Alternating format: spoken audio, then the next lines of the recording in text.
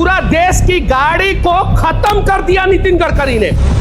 नितिन गडकरी भड़वे। आप 120 रुपए जो पेट्रोल ले रहे हैं उसका भाव हम 15 रुपए लीटर करेंगे। E20 Nitin Gadkari 420। BMW India के सीईओ ने E30 पॉलिसी को एक्सपोज करके रख दिया है। BMW के सीईओ हरदीप सिंह बरार का कहना है कि कार्स को अपडेट करके E30 कंपैटिबल बनाना इम्पॉसिबल है। जिस हिसाब की जो इंजन है उस हिसाब से तेल नहीं है।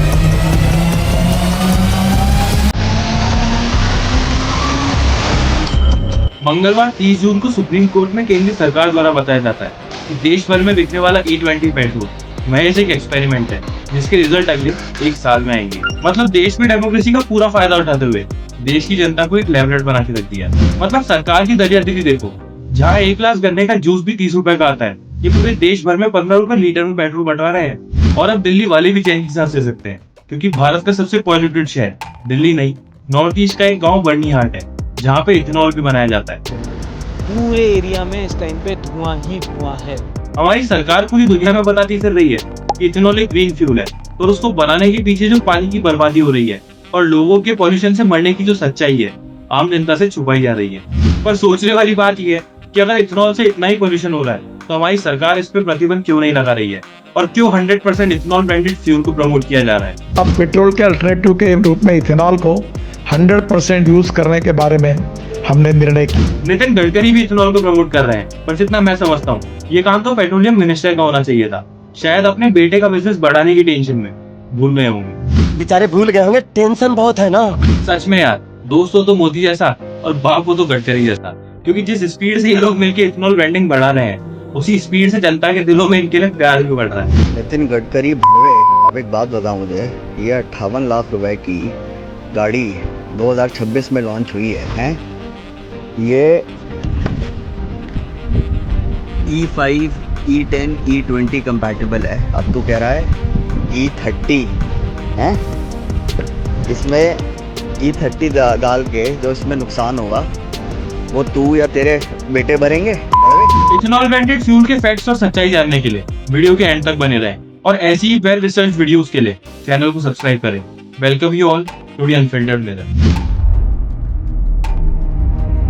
चलिए अब शुरू से समझते हैं।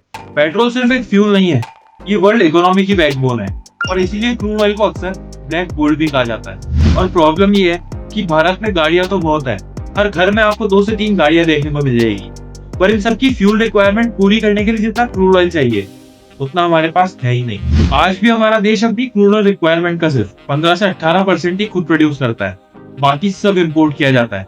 और इसी इम्पोर्ट बिल का असर हम हमारी पेट्रोल की प्राइसेस पर देख सकते हैं। और इसी डिपेंडेंस को कम करने के लिए गवर्नमेंट ने इथेनॉल ब्रांडिंग प्रोग्राम को एग्रेसिवली पुश करना शुरू किया है। लेकिन सोचने वाली बात यह है कि क्या इथेनॉल ब्रांडिंग फ्यूल सच में उतना सस्ता है जितना आम जनता को बताया जा रहा है?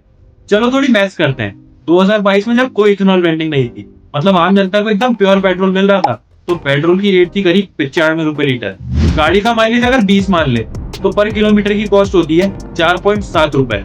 और 2026 में इथेनॉल ब्रांडिंग के बाद भी पेट्रोल की रेट 15 रुपए लीटर नहीं 115 रुपए लीटर हो गई है। सरकार के अकॉर्डिंग E20 पेट्रोल यूज करने से हमारी गाड़ियों का माइलेज करीब 6 से 7% गिरता है, पर अगर ग्राउंड रियलिटी पे देखें तो कस्टमर्स 15 से 20% का माइलेज ड्रॉप फेस कर रहे हैं, जिससे आज पर किलोमीटर की कॉस्ट 7.2 रुपए हो चुकी है।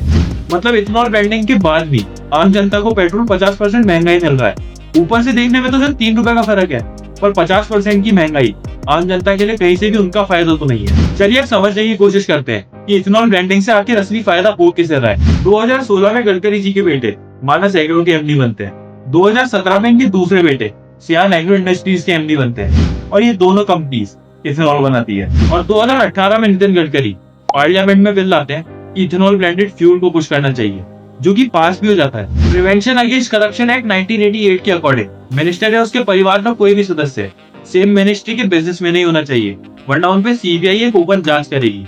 पर इन पर कोई जांच नहीं होती, क्योंकि सेम ईयर 2018 में गवर्नमेंट का एक और बिल पास होता है, जिसके अकॉर्डिंग अगर सीबीआई की ओपन जांच करानी है तो उसके लिए सेंट्रल गवर्नमेंट का प्रायर अप्रूवल लगेगा। अब सोचने वाली बात ये है कि क्या इनके लिए कोई अप्रूवल देगा? और सियान एग्रो इंडस्ट्रीज का चार्ट देख के ये अंदाजा तो लगाया जा सकता है कि असली फायदा आखिर हो के जरा है। चलिए अब देखते हैं कि ये सरकार जो हमें इथेनॉल ब्रांडेड फ्यूल को उछल उछल के बेच रही है, इसको बनाने में आखिर कितना पॉल्यूशन और रिसोर्सेज का वेस्टेज होता है। चावल से 1 लीटर इथेनॉल बनाने में 10,790 लीटर पानी लगता है। मक्की से 1 लीटर इथेनॉल बनाने में लगभग 4,670 लीटर पानी लगता है और गन्ने से 1 लीटर इथेनॉल बनाने में 2,860 लीटर पानी लगता है। एक तरफ तो बेंगलोर, दिल्ली और महाराष्ट्र में पानी की कमी से लोग परेशान होकर इथेनॉल में लगने वाले पानी के खिलाफ आवाज उठा रहे हैं। 30 years of work, 30 years of efforts, 30 years of hopes, 30 years of pain, 30 years of never, 30 years of late, 30 years of late, 30 years of pain. और दूसरी तरफ हमारे गडकरी जी इन लोगों को एंटी नेशनल बता रहे हैं। आर्गुमेंट करने वाले लोग हैं ना, ये सबसे देश में एंटी नेशनल। भारत के असम मेघालय बॉर्डर के पास एक जगह है जो भारत की सबसे पॉल्यूटेड सिटी बन चुकी है। नाम है बर्नियाड। यहाँ 80 से भी ज्यादा फैक्ट्रियां हैं जो लगातार जहर उगल रही है।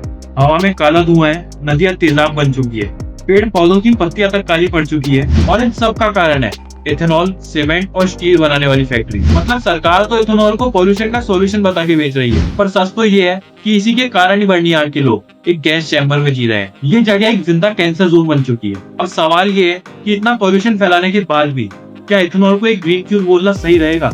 चलो अब देखते हैं कि इथेनॉल आखिर गाड़ियों को डैमेज कैसे कर रहा है। इथेनॉल अगर आपकी गाड़ी में लंबे समय तक रह जाता है तो मॉइस्चर अब्सॉर्ब करने लगता है, जिससे आपकी टैंक में रस्टिंग हो सकती है। इथेनॉल इंजन की रबड़ सील्स को भी डैमेज करता है, जिससे फ्यूल पंप भी खराब हो सकता है, जिससे आपकी गाड़ी स्टार्ट होने में प्रॉब्लम देगी। रस्टिंग हो रही है अंदर, तो ये गाड़ी ज्यादा टाइम खड़ी रहती है।